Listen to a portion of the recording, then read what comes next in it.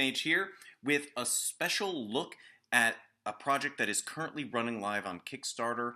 Game6 sent me some prototype pieces for their easy dungeon all the way from Italy to play around with and to share with people and let everyone know what I think. Now, it's billed as something affordable as opposed to some of the more expensive terrain out there, and I think that's pretty accurate, but let's go have a closer look and I'll tell you what I think. What really strikes me the most about this is the ability, and let me give you this overview, is to create irregular shaped rooms. Look at, I can create a passage that curves around into this space. Let me just back that up and look. A little storage closet that is again irregular shaped. I can quickly put up rooms within rooms. You know, and if you had a bigger selection of Game6's dungeon, you'd be able to do a lot more. I have a nice selection, and that's actually a fairly sizable dungeon. And so let's take a look at some of the features. Look, a ruined wall, a door. Right, let's open that door. Look at, you just move the magnet. And there you go. Double doors, special iron doors, really nice with torch sconces. Look at that, a nice stone door. Let's come around. Look at that. Looks good. More doors. A doorway with an arch. This is one of my favorite tiles here with the hole.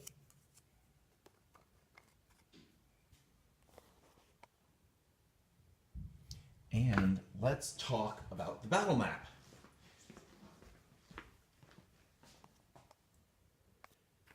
And so the battle map is rubberized, but has some thin sheet of metal, I imagine, in it because it is magnetic.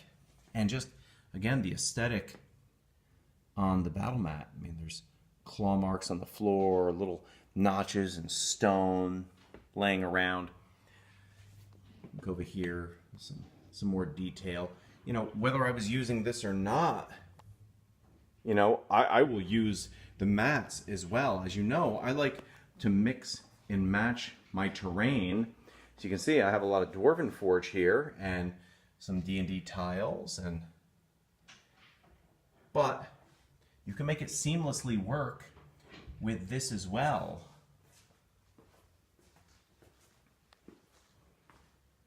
The graphics, you know, the detail, there's claw marks on this. Let's see, let's get up close. See, there's claw marks on that wall, but look at the dungeon wall, looks great. You can see there are a number of cool things. Holes in the wall, doors, torches mounted on the walls, blood-splattered wall pieces. And the Kickstarter will also be offering really cool things like walls that have suits of armor, bookshelves, weapon racks, all these things that are great because they create the illusion of set dressing and leave plenty of playable space for you to have your monsters and characters interact. You get a variety of sizes to your walls. There are some that are this big. Again, look at that little detail. I love the claw marks. And the back is just plain. I'm going to put that back so the claw marks face in. You get nice big wall pieces.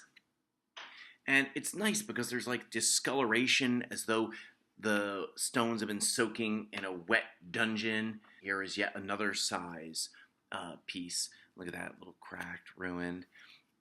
The pieces themselves, for the prototype, mind you, have these little plastic clips.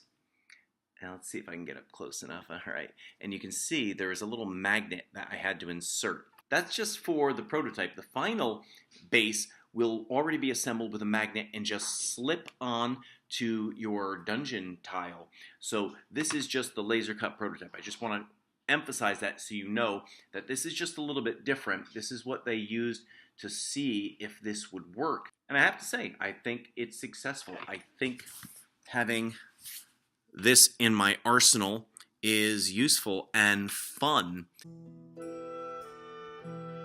I wanted to give Game 6's Easy Dungeon a shot during my Friday night game and use it in the same manner in which I will use it in the future, which is to say that I will mix and match, as you can see. So let's take a look. My players are going to an old mine to find out what happened to the workers, only to discover that it's been overrun by goblins. Oh, so what did I do? It's an old dwarven mine, so I did this cool door, which I think looks pretty nice. You can see that. There'll be little hidden spots here where these crossbowmen can fire out. The goblins have created a prison and torture room. Here is a well room where they sleep and have weapons. And go down the corridor, there's some supplies, and then what? The King Goblin and the magic forge of the dwarves. Now, they'll go through the hole if they want, and then they'll come down these steps to the old shrine, cave-in. Place where garbage is stored, but thrown, but also a place where Gricks rest. The mines where they have some workers in here, and there's a strange goblin brute. Another closed-off passage. This leads into the water cavern. Just put some dungeon tile, D&D tiles down from Desert of Athas to make it look like water is coming down. I know it could be better, but it looks pretty good. And the characters can ascend this way. I took and I stacked tiles to give them some elevation options, and the same over here to get into the next cavern. Oh, that went out of place. Let's get you back, buddy. And then this room with a pool.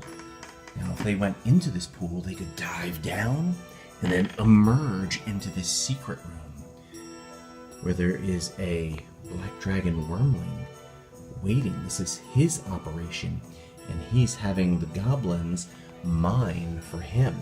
So, using the Easy Dungeon as a beginning point, it leads into the other stuff on my table. And again, this is a ping pong table, so this is a really big setup. If you want to check out Game 6's Easy Dungeon live on Kickstarter now, the link is below. I encourage you to at least stop by and take a look. Pledge a little, pledge a lot. Give these guys a chance, because I think they're going to end up moving on to bigger and better things, which is good for the gaming community. I know it's good for me. It's going to be good for you. It's going to be good for anybody who likes to dress their table up and wow their players. If you like this video, please like, share, and subscribe for some extra XP, and I'll catch you next time.